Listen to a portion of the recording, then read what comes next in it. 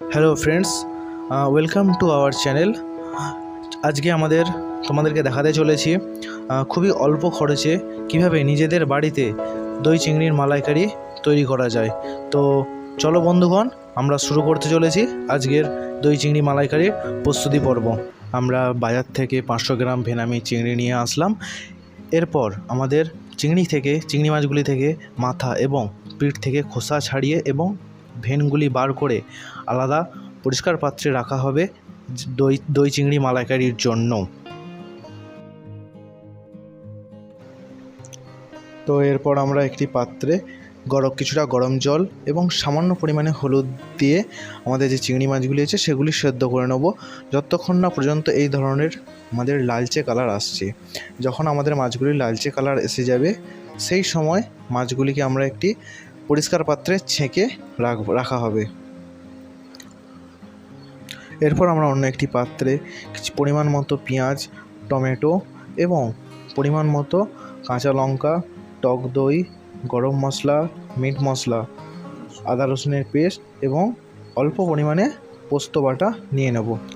এরপর আমরা ইন্ডাকশানটি অন করে নেব এবং একটি পাত্রে 25 গ্রাম তেল ঢেলে দেওয়া হলো এবং সেই তেলটিকে কিছুক্ষণ পর্যন্ত রাখা হবে গরম করার জন্য।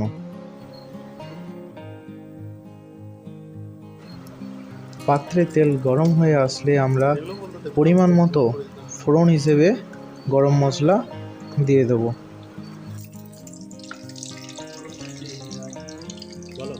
তো আমরা খুন্তি দিয়ে কিছুটা নাড়াচাড়া করে নিচ্ছি যাতে আমাদের গরম মশলাটা ঠিকমতো ভাজা হয়ে যায়। গরম মশলাটি ভাজা হয়ে গেলে আমরা পরিমাণ মতো পেঁয়াজ কুচি আপনার পাত্রে দিয়ে দেব। এরপর আমরা একদমই কম আঁচে আমাদের পেঁয়াজটিকে হালকাভাবে ভেজে নিতে হবে যাতে পেঁয়াজটি হালকা লালচে বর্ণ ধারণ করে।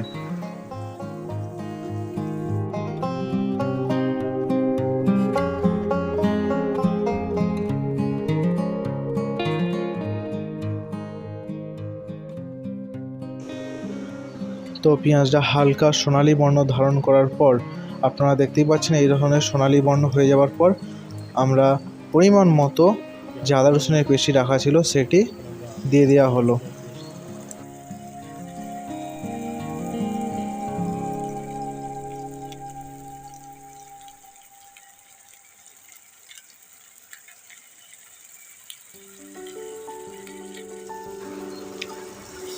আমরা এরপর কিছুক্ষণ পর্যন্ত আদা রসুনের পেস্টটিকে আমরা নেড়ে চেড়ে নেব। আদা রসুনের পেস্টটি আবার একটু মাছের উপরে ঢেলে দিন।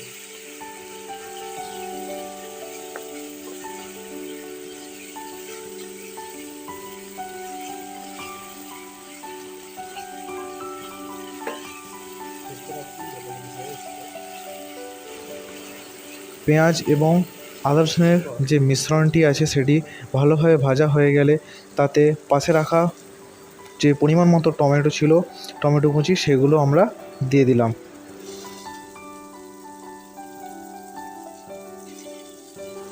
আমাদের টমেটো কুচি দেওয়ার পরে যতক্ষণ না পর্যন্ত এই টমেটোটি গলে যাচ্ছে ততক্ষণ পর্যন্ত এই যে আমাদের মিশ্রণটি হয়েছে সেটিকে আমরা খুন্তি দিয়ে নাড়তে থাকব।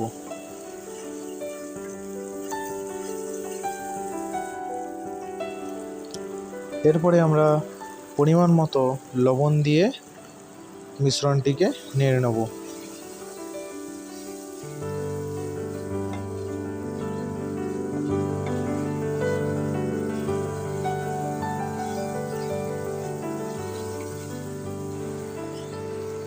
মশলাটিকে আমরা 1 মিনিটের মতো কষে নেবার পরে পরিমাণ মতো হলুদ গুঁড়ো দিয়ে দিলাম।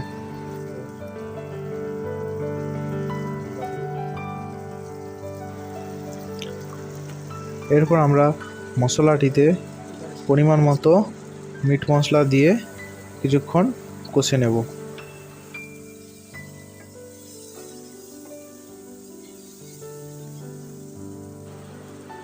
মিট মশলা দিয়ে কিছুক্ষণ কষে নেবার পরে পরিমাণ মতো আমরা কাঁচা লঙ্কা দিয়ে দেব যাতে সুন্দর টেস্ট আসে।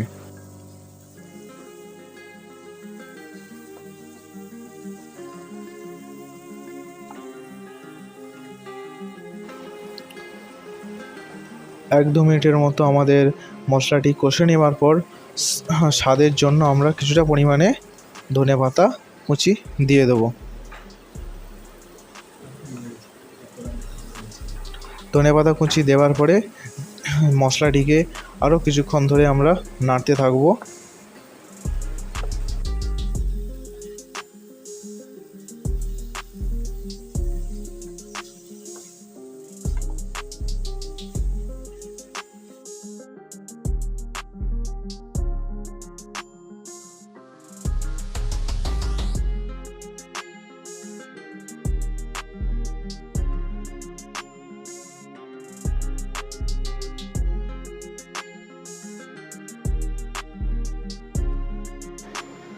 আপনারা দেখতেই পাচ্ছেন ধনেপাতা দেওয়ার পর থেকে আমাদের কিছুক্ষণ নাড়াচাড়ার ফলে যে আমাদের মশলাটি ছিল সেটি সুন্দরভাবে মিশে গেছে।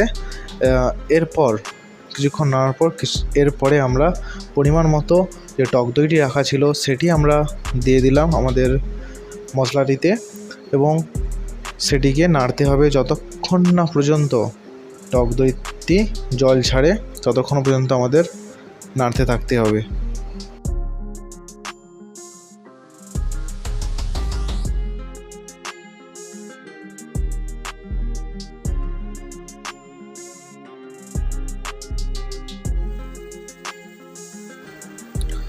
আমরা মিশ্রণটির মধ্যে কিন্তু কোনো রকমভাবে জল দিচ্ছি না, কেবলমাত্র যে টক দই দেওয়া হয়েছে সেটাই জল ছেড়ে যেটুকু আমাদের রস হয়ে আসবে। আপনারা দেখতেই পাচ্ছেন এখন আমাদের নাড়াচাড়া চলছে এবং নাড়াচাড়ার ফলে কিছুটা পরিমাণ জল কাটতে শুরু করেছে এবং টমেটোগুলোকে গেলে দেওয়া হচ্ছে। গেলে দেওয়ার পরে আপনারা দেখতেই পাচ্ছেন যে এবার আমাদের যে চিংড়ি মাছগুলি পরিষ্কার করে রাখা হয়েছিল আলাদা পাত্রে সেগুলি আমরা সেই মশলাটির মধ্যে দিয়ে দিলাম এবং দিয়ে দেওয়ার পর পরিমাণ মতো পোস্ত বাটা দিয়ে আস্তে আস্তে জিনিসটাকে নাড়তে থাকতে হবে।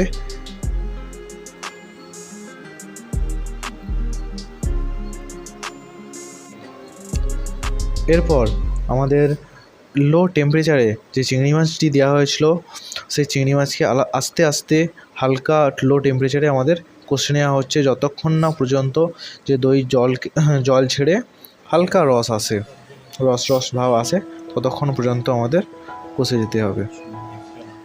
এবং কত সুন্দর রকম আমাদের দেখতে লাগছে এই দই চিংড়ি মালাইকারিটা, আপনারা দেখতে পাচ্ছেন।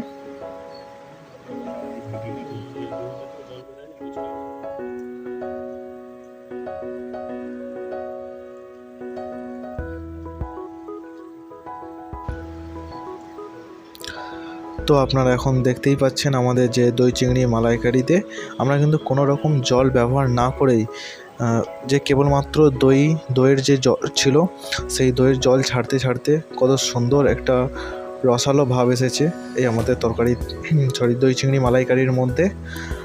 এবং আমরা একদম অন্তিম পর্যায়ে চলে এসেছি এই দই চিংড়ি মালাইকারির প্রস্তুতি পর্বের।